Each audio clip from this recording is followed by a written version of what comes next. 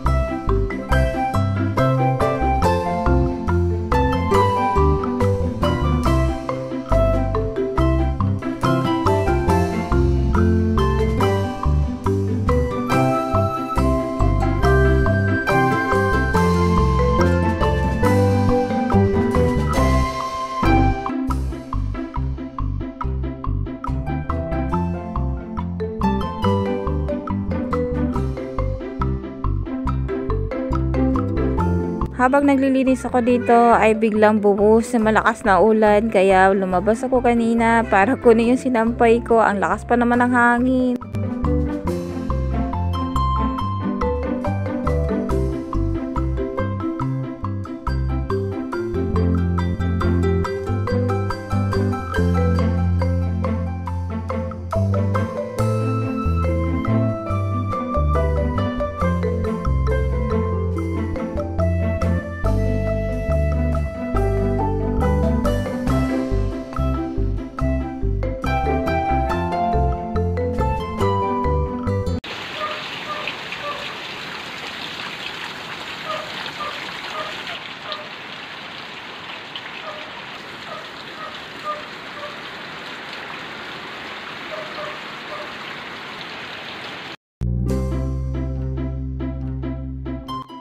Binalik ko na lang dito yung kurtina dito banda sa may kusina at maya naman lumakas yung hangin sobra as in at napababa ko tuloy wala sa oras dahil super lakas yung hangin tapos kasama pa yung ulan kaya lumabas na naman ako ulit para kunin mga sinampay ko.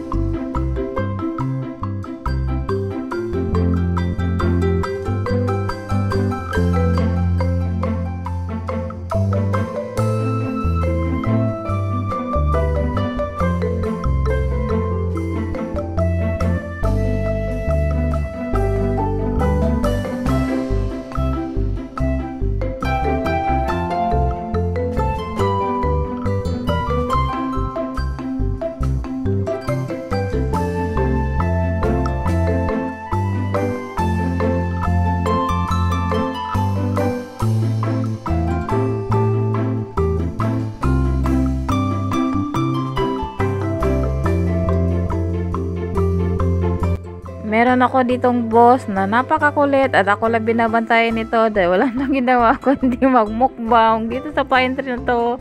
Kaya ito, nasalisiyan na naman ako na magkumuha ng pagkain. Kaya ito, nautusan ko tuloy siya ulit.